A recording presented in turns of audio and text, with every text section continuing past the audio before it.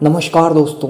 एक ज़माना था जब सरकार का राज नहीं केवल राजाओं का राज हुआ करता था, तो उनसे पंगा लेने के लिए हिम्मत भला कौन कर सकता था। फिर क्या था, महिलाएं घर के किसी कोने में आंसू बहाकर यह कहते हुए खुद को तसल्ली दे लेती थी कि यही हमारी किस्मत है। उस पर ज़माने में भी कई नाम ऐसे हुए जिन्होंने बुरी नीयत रखने वालों का मुंह काला करने का साहस कर दिखाया।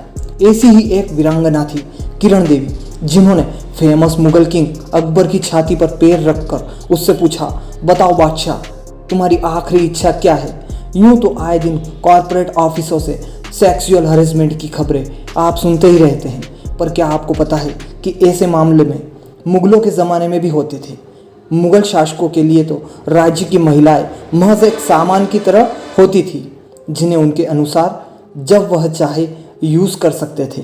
सुना है कि उस पीरियड में उस समय के राजाओं का जिस किसी पर भी दिल आ जाता था, वह उसे पाने के लिए पागल हो जाते थे, बिल्कुल आज की बॉलीवुड पिक्चर्स की तरह। किरण देवी मेवाड़ के राजा उदय सिंह के छोटे पुत्र शक्ति सिंह की पुत्री शक्ति सिंह का व्यवहार बहुत खराब था, इसलिए पिता उदय सिंह इसी समय से नाराज होकर वह अकबर की सेना में चले गए। समय पर उनको फटकार लगाते रहते थे। पृथ्वीराज भी अकबर के शक्ति सिंह ने अपनी बेटी का विवाह बीकानेर के राजपूत वंश में पृथ्वीराज राठौड़ के साथ किया था। वे अधीन काम करते थे, हमने देखा तो नहीं, लेकिन फिर भी कहानियों की माने तो किरण देवी बहुत ही सुंदर थी। इतनी सुंदर थी कि अकबर जैसा शासक उन पर लट्टू हो गया था। पहली बार उसने किरण देवी को नौरज के मेले में देखा था। असल में वह सुंदरता का पुजारी होगा, तभी तो बुर्का पहनकर वह बाजार में सुंदर स्त्रियों की तलाश कर रहा था, जो किरण देवी पर आकर खत्म हो गया। अकबर पर किरण की सुंदरता का हैंगओवर इतना ज़्यादा चढ़ गया था कि वह जल्द से जल्द उन तक पहुंचना चाहता था। इसी कड़ी में जल्द से जल्द उसने उनका पता लगाने के लिए अपने सेवकों को भेज दिया।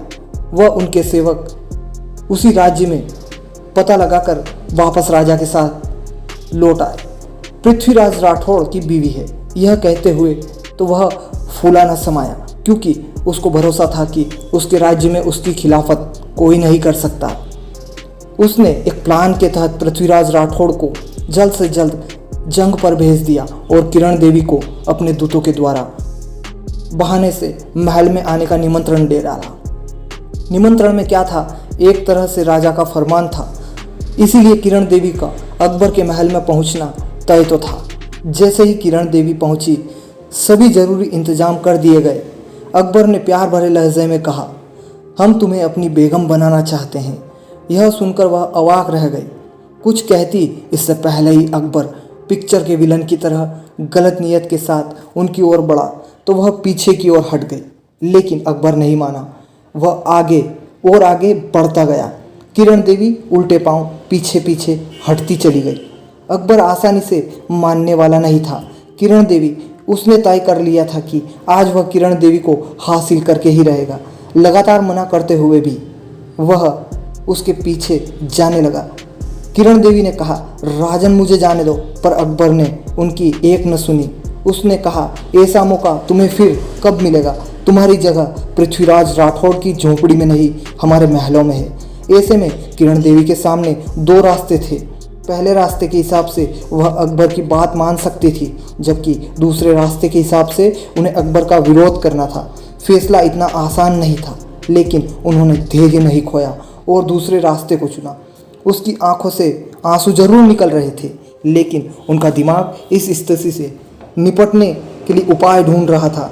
अचानक उनकी नज़र कालीन पर पड़ी। अकबर के सिर के बल जमीन पर उन्होंने कालीन का किनारा पकड़कर जैसे ही जोरदार झटका दिया, इतने में किरण देवी को संभलने का मौका मिल गया और वह उछलकर अकबर की छाती पर जा बैठी, गिर पड़ी। ऐसे में दोस्तों अकबर अवाक सा रह गया। चूँकि किरण देवी हथियार चलाने और आत्मरक्षा में भी पारंगत थी, उन्होंने जल्दी से कटारी निकालकर अकबर की गर्दन पर रख दी और उससे पूछा, बोलो बादशाह, तुम्हारी आखिरी इच्छा क्या है।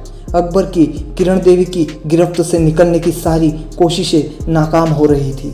यकीन नहीं हो रहा था कि बाजी इतनी जल्दी कैसे पलट गई। जब अकबर को लगा कि उसका खेल खराब हो चुका है तो उसने गिड़गिड़ाते हुए स्वर में कहा, मुझे माफ़ कर दो, तुम कोई साधारण स्त्री नहीं, मैं तुमसे अपने प्राणों की भीख मांगता हूँ। जैसे उसने कहा, उसने खुद को जिंदा छोड़ने के कई तर्क भी दे दिए, मगर मर तो गया, यह तो देश अनाथ हो जाएगा। लेकिन किरण देवी नहीं मान रही थी। वह फिर गिड़गिड़ाते हुए बोला, मुझे माफ़ कर दो, ज़रा सोचो, अगर मुझे कुछ हो गया तो इस देश का क्या होगा। किरण देवी ने धुतकारते हुए कहा। उसके सामने कुछ शर्तें रखी। इनको मानने के बाद उन्होंने अकबर को सिर्फ इसलिए छोड़ा था ताकि वह पश्चाताप की आग में जीवन भर जल सके, साथ ही दोबारा किसी स्त्री पर बुरी नज़र डालने से पहले 100 बार सोच सके। दोस्तों, इसी प्रकार किरण देवी ने अपने प्राणों की बाजी लगाकर न सिर्फ अकबर को अपने कदमों में झुकाया बल्कि धूल चटा दी, बल्कि इस बात को भी चरितार्थ कर दिया कि जब औरत पर मुसीबत आती है तो वह चंडी का रौद्र रूप भी ले सकती है। किरण देवी के साहस को और वीरता को कोटि कोटि प्रणाम। तो दोस्तों, आप सभी को कैसी लगी हमारी ये रोचक जानकारी? अगर आप सभी को हमारी यह वीडियो पसंद आई हो तो इसे ज़्यादा से ज़्यादा शेयर करें, लाइक करें और हमारे चैनल पर कमेंट करें और हमारे चैनल को सब्सक्राइब करना ना भूलें। धन्यवाद।